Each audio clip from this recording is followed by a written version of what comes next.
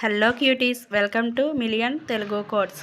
అనూష మళ్ళీ may I coming sir అనడంతో అనిల్ వాళ్ళ వైపు సీరియస్గా చూస్తూనే కమింగ్ అంటాడు. అనూష ఇంకా అక్షయ్ ఇద్దరూ లోపలికి వస్తారు.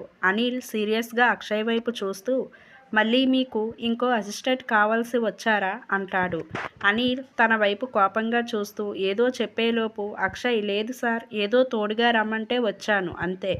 అనిల్ తనని అక్కడి నుండి పంపించేయాలి అని. ఓహో, ఇంతకీ ఇందాక క్లాసులో చెప్పిన నోట్ చేసుకున్నావా? అక్షయ్ వెంటనే చేసుకున్నాను సార్. అనిల్ సరే, చెప్పిన క్లాస్ అంతా పూర్తిగా అర్థమైందా నీకు? అక్షయ్ హా సార్, చాలా బాగా అర్థమైంది. అనిల్ అయితే క్వశ్చన్స్ అడగవచ్చా? అక్షయ్ హా అడగండి సార్ అంటాడు. అనిల్ తల పట్టుకుంటూ మనసులో ఏదో ఒకటి చెప్పి పంపిద్దాం అంటే వెళ్ళేలా లేడేంటి అనుకుంటూ, అవును, ఇప్పుడు మీకు నెక్స్ట్ క్లాస్ ఉంది కదా, క్లాస్కి వెళ్ళు, మళ్ళీ క్లాస్ స్టార్ట్ అయితే లోపలికి రానివ్వరు. అక్షయ్ లేదు సార్, ఇప్పుడు మాకు ఏ క్లాసు లేదు, లేజర్ అవర్ లేట్ అయినా పర్వాలేదు. అనిల్ తనని ఎలా పంపించాలో అర్థం కాక ఆలోచిస్తూ ఉంటాడు. తన అవస్థని చూస్తూ అనూష వస్తున్న నవ్వుని కంట్రోల్ చేసుకుంటూ ఉంటుంది. అనిల్ నవ్వుని కంట్రోల్ చేసుకుంటున్న అనూష వైపు ఒక లుక్ ఇచ్చి వెంటనే గాఢంగా నిట్టూర్పు విడిచి అక్షయ్ వైపు తిరిగి, అయితే నీకు ఎప్పుడూ ఏ పని లేదు అంటావు అవునా? అక్షయ్ వెంటనే అవును సార్. అనిల్ ఫుల్ ఖాళీ అంతేనా?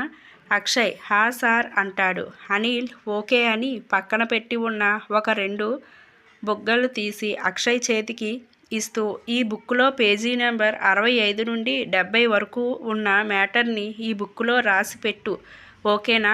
అక్షయ్ అయోమయంగా చూస్తూ అసలు ఏం బుక్ సార్ అది? అనిల్ సబ్జెక్ట్కి సంబంధించిన బుక్నే, కానీ అది నా బుక్ కాదు, నా ఫ్రెండ్ బుక్. రేపు వాడికి బుక్ రిటర్న్ చేయాలి కాబట్టి ఆ పైన పేజెస్లో మ్యాటర్ అంతా ఇంకో బుక్లో రాసుకోవాలి. నువ్వు ఇప్పుడు ఫ్రీనే అన్నావు కదా, సో ఈ హెల్ప్ చేసి పెట్టు అక్షయ్ అంటాడు. అక్షయ్ బుక్స్ చేతిలోకి తీసుకుంటూ ఓకే సార్ అంటూ నిలబడతాడు. అనిల్ ఇంకేంటి, వెళ్ళు ఆ పని చూడు. అక్షయ్ ఈవినింగ్ దాకా టైం ఉంది కదా సార్, మళ్ళీ వస్తాను. అందులో 5 పేజీలు అంటే ఎంతసేపు పడుతుంది చెప్పండి? ఒక అరగంట సరిపోతుంది. అనిల్ మనసులో అబ్బా వీడేంటి ఇలా తగులుకున్నాడు, వెళ్ళమంటే అసలు వెళ్ళలేదు అనుకుంటూ ఇంకా ఏమీ చేయలేక, అక్షయ్ నాకు ఆ బుక్స్ నెక్స్ట్ క్లాస్కి కావాలి కాబట్టి ఇప్పుడే వెళ్ళి ఆ వర్క్ ఫినిష్ చేసి రా అంటాడు. అక్షయ్ ఇంకేం చేయలేక ఓకే సార్ అని అనూష వైపు తిరిగి, బయటే వెయిట్ చేస్తూ ఉంటాను అన్నట్టు చేయితో సైగ చేసి బయటికి వచ్చేస్తాడు. అనూష 2 చేతులు ముడుచుకుంటూ కోపంగా అనిల్ వైపు చూస్తూ, ఎందుకు అతన్ని పంపించేశావు? తను నేను రమ్మని పిలిస్తేనే వచ్చాడు. అనిల్ లేచి తన ముందుకి వచ్చి నిలబడుతూ, మనిద్దరి మధ్య ఇంకో వ్యక్తి అవసరమా అనూష తన వైపు కోపంగా చూస్తూ, చూడండి సార్, మీరు నాకు ప్రొఫెసర్. అనిల్ ఏదో ఒకసారి ప్రొఫెసర్ అన్నందుకే ఒక ప్రొఫెసర్గా ఆలోచించి నిన్ను సిఆర్గా పెట్టి నా దగ్గర లాక్ చేశాను. ఇప్పుడు మళ్ళీ ప్రొఫెసర్ అన్నావు అనుకో, ఇంకెలా లాక్ చేస్తాను? నీ ఊహకే వదిలేస్తున్నాను. అయినా నేను ఏమీ ప్రొఫెసర్ని కాదు, నేను కూడా నీలానే డాక్టర్ని. కానీ పీజీ కంప్లీట్ చేసి ఇక్కడ వర్క్ చేస్తున్నా కాబట్టి ఇప్పుడే జాయిన్ అయినా మీకు క్లాసెస్ తీసుకుంటున్నాను కాబట్టి నేనేమీ ప్రొఫెసర్ని కాదు, అది గుర్తుపెట్టుకో. అనూష విసుగ్గా మొహం పక్కకు తిప్పుకుంటుంది. అన్వి మెల్లిగా అనూష చేతిని పట్టుకుంటుంది. అనూష ఉలిక్కిపడి తన వైపు చూసి తన చెయ్యి వెనక్కి లాక్కోబోతూ ఉంటే అని అలానే తన చేతిని పట్టుకొని ఇంకో చేత్తో ఉత్తమ ప్యాకెట్లో నుండి ఒక కర్చీఫ్ని తీసి తన చేతిలో పెడుతూ, ఇది ఏంటో గుర్తుందా అంటాడు. అనూష తన చేతిలో పెట్టి ఉన్న కర్చీఫ్ వైపు చూస్తుంది.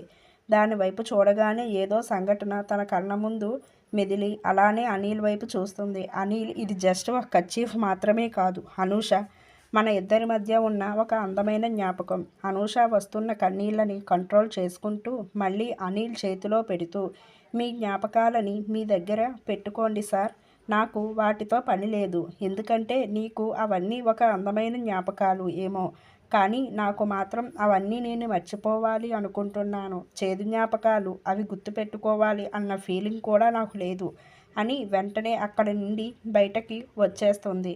అనిల్ వెళ్తున్న తనని కళ్ళ నిండా నీళ్లతో చూస్తూ మనసులో నువ్వు మళ్ళీ నాతో సరదాగా మాట్లాడే రోజు కోసం 1000 కళ్ళతో ఎదురు చూస్తున్నా అను. అలానే మన పెళ్లి మధ్యలో ఆగిపోవడం వెనుక కూడా ఎవరో చెయ్యి ఉంది అని నాకు గట్టిగా అనిపిస్తుంది. నా అనుమానం నిజమైతే వాళ్ళని పట్టుకొని అక్కడికక్కడే శిక్షిస్తాను అనుకుంటూ తన చేతిలోనే కర్చీఫ్ వైపు అపురూపంగా చూస్తూ దాన్ని మళ్ళీ ప్యాంట్లో పెట్టుకుంటాడు. బయటికి వచ్చిన అనూష అక్కడ నిలబడి తన కోసం వెయిట్ చేస్తూ ఉన్న అక్షయ్ దగ్గరికి వచ్చి పద అక్షయ్ వెళ్దాం అంటుంది. తన ముఖం చూడగానే ఏదో జరిగింది అని అర్థమైన అక్షయ్ ఏమైంది అనూష? సార్ ఏమైనా అన్నారా నిన్ను? అనూష వెంటనే సర్దుకొని నిలబడుతూ అదేం లేదు అక్షయ్, నా డ్యూటీ కరెక్ట్గా చేస్తున్నానా లేదా అని అడిగారు అంతే. అక్షయ్ ఓహో అవునా సరే పద అని తనతో పాటు క్లాస్కి బయలుదేరుతాడు. ఇంకా ఉందండి ఈ వీడియో కంటిన్యూషన్ నెక్స్ట్ పార్ట్లో కలుసుకుందాం. ఈ వీడియో మీకు నచ్చినట్లయితే లైక్, షేర్, కామెంట్, సబ్స్క్రైబ్ చేసుకోవడం మాత్రం మర్చిపోకండి ఫ్రెండ్స్. అలాగే పక్కనున్న గంట సింబల్ క్లిక్ చేస్తే నేను పెట్టే మరిన్ని వీడియో నోటిఫికేషన్స్ అనేవి మీ ముందుంటాయండి. Thank you friends.